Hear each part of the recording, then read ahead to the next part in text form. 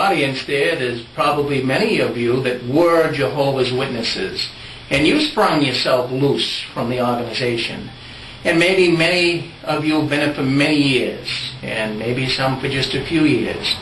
My wife and I have been in the organization. We're out of it now. But we were in the organization for 50 years. As a matter of fact, I grew up, you could say, as a Jehovah's Witness. My mother and all of the relatives on her side of the family are Jehovah's Witnesses, even till this day. And the interesting thing is, my father, he never really got attracted to the world of the Jehovah's Witnesses. So I grew up in a divided household, you could say. My mother was so-called in the truth, and my father wasn't. And it was kind of awkward, but it was kind of good, because I was able to do a few things that strict witness families wouldn't allow their witness children to do. My mother didn't like me going to the school dance, for example, but my father really didn't have a problem with it. But in school, in high school, I met Inés, and I was 16 years old at the time. And the problem was, and I knew it would be a really big problem, because she wasn't a Jehovah's Witness, but I started to really like her. And it was very, very awkward, because how could I introduce a young woman to my mother, who was a strict witness?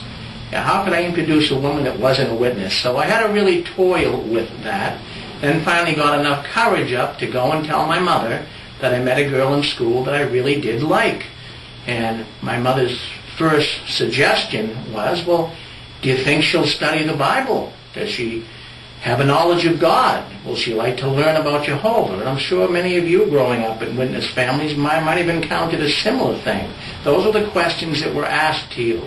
So I said, well, she seems to be a God-fearing person, so Inés was willing to study the Bible with my aunt and myself. We all studied together, and we came in the so-called truth as baptized witnesses when we were both very young. Well, as Rick said, he had talked to his mother and told her that he met a girl in school, and she was a little concerned because she wanted to know if I wanted to know anything about God. Well, I was raised in a household with God-fearing parents. My father was Catholic, my mother was Protestant, but they really weren't practicing their religions. But when I was a little girl, wherever we lived, my mother would send us to church, my sister and I. I came from a large family of 6 children, and I was the youngest.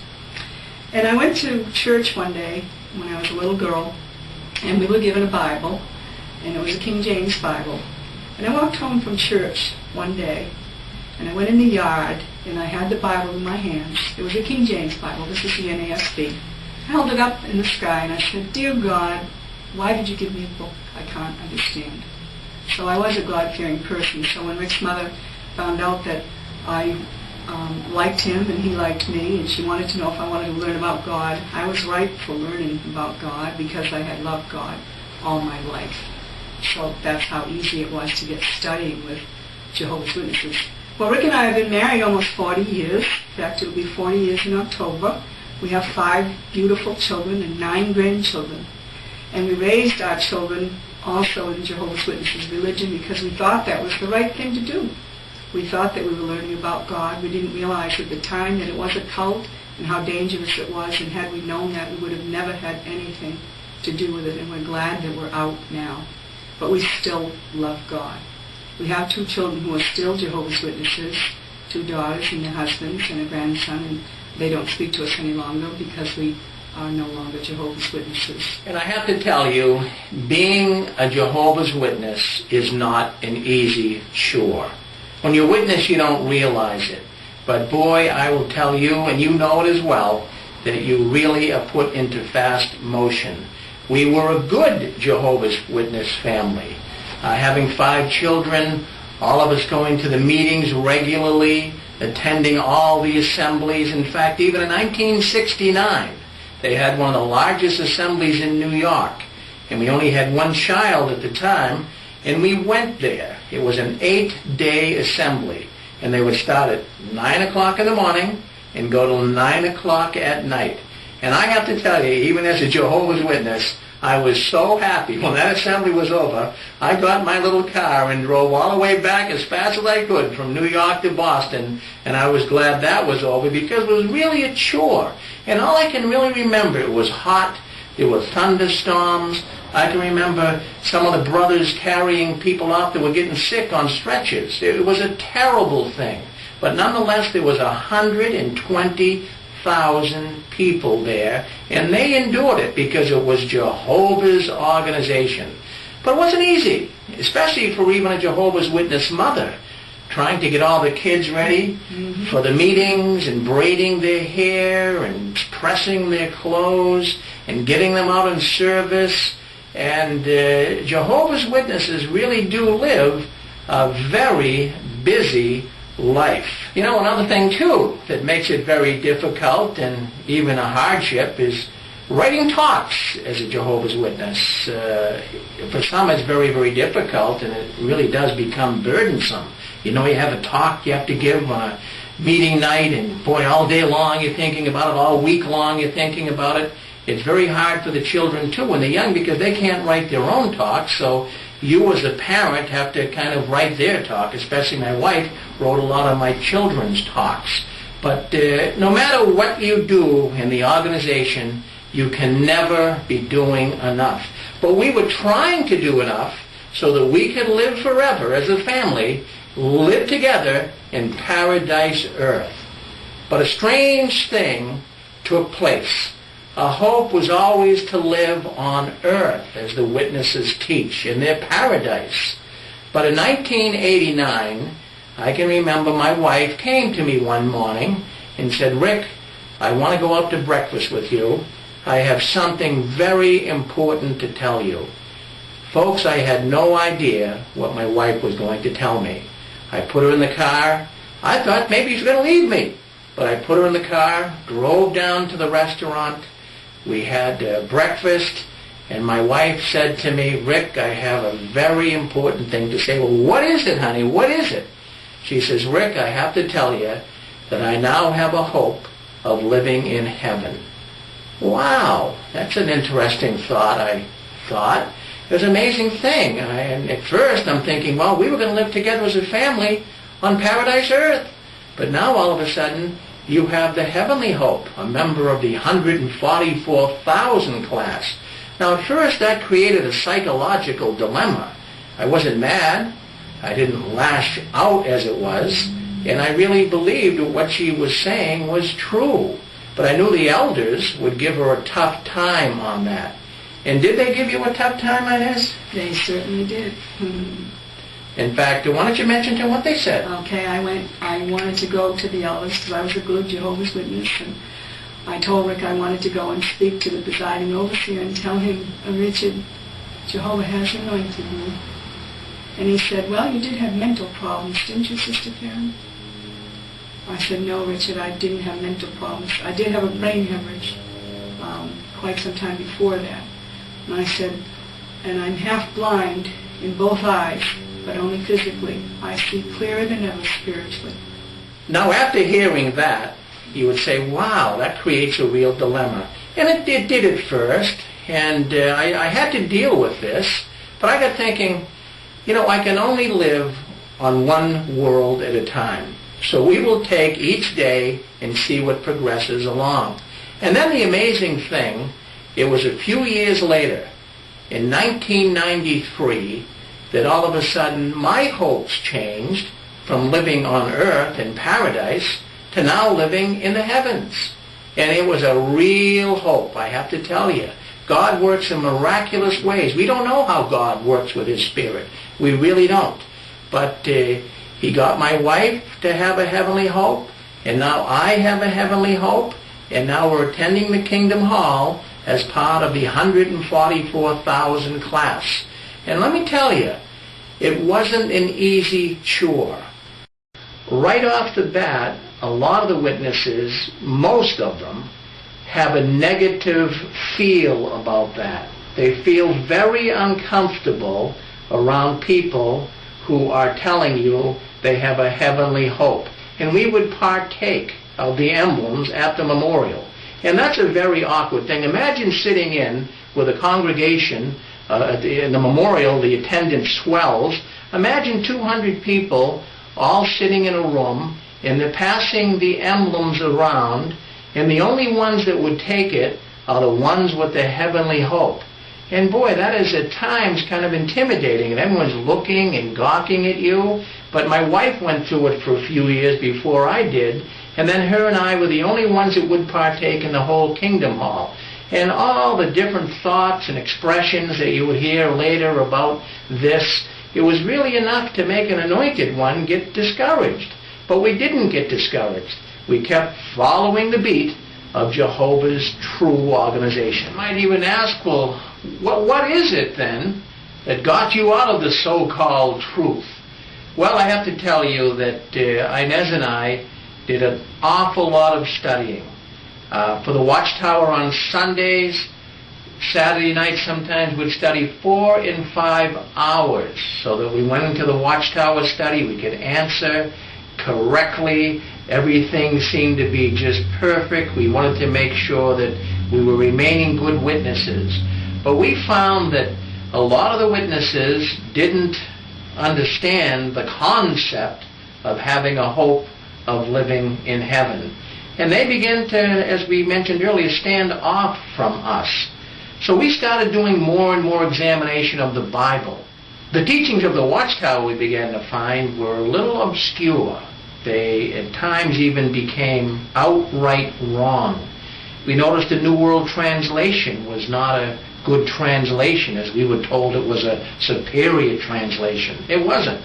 We got a parallel Bible, and we began to examine what other Bibles were saying on certain scriptures. And we found that what other Bibles were saying is the true Christian way of living, not the NWT. In the Watchtower studies, we would go in and we would comment.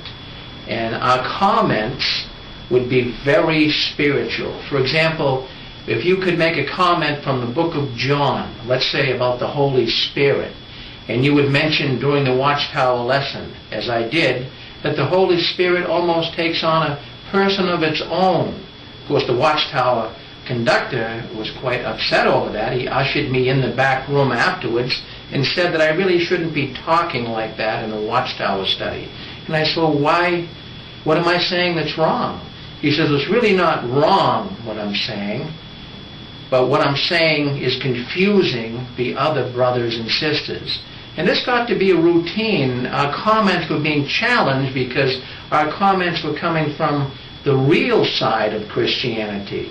And it was very discontenting to be able to be with a group of people that kept challenging you on every single statement that you made. Another thing that we noticed as we started to distance ourselves to some degree, as we started finding the real truth from the Bible, is I got in contact. I tried to find as many so-called anointed ones, members of the 144,000 class, as I could.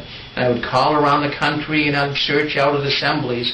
And I found that most of the people that I contacted, I was able to contact 10 people of that class, and most of them, if not all, were having major difficulties in the organization.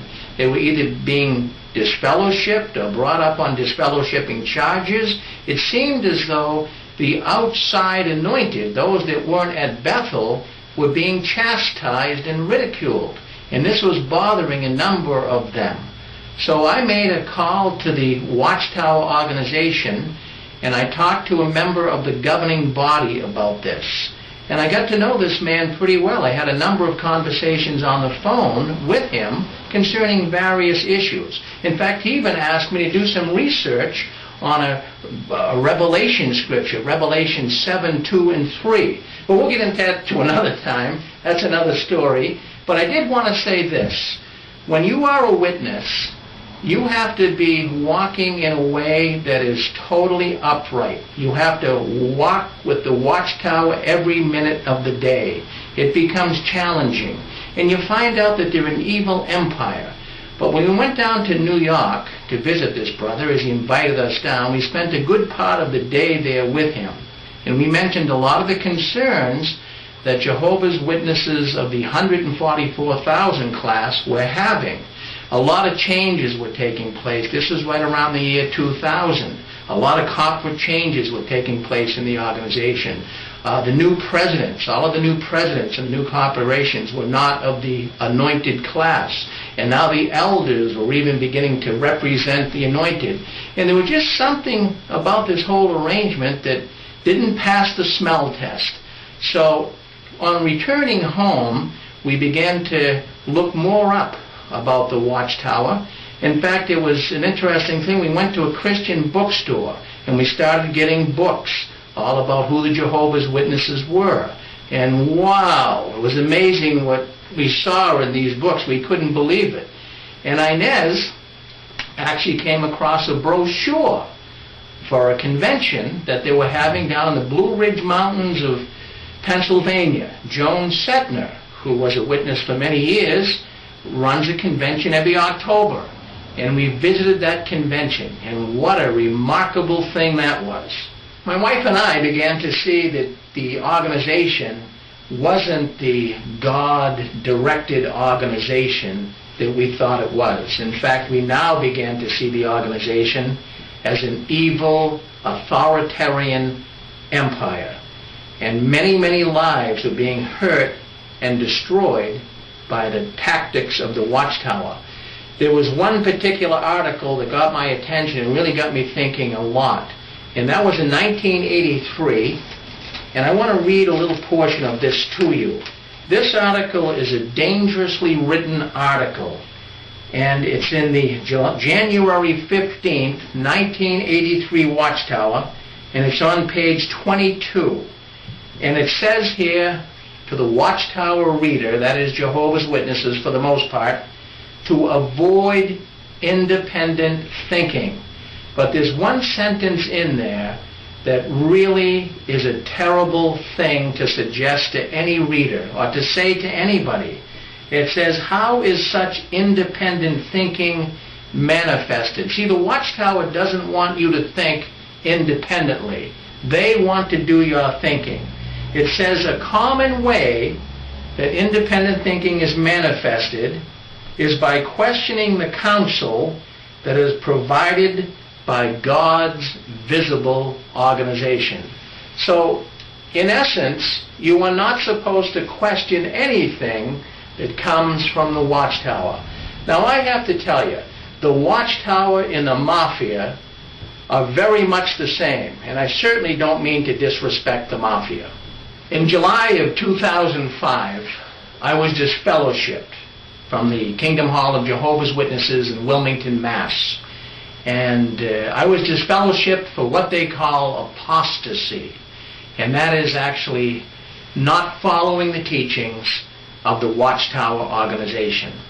And I feel good that I was able to go into that judicial committee hearing and talk to those brothers. They had brothers there that questioned all of my motives.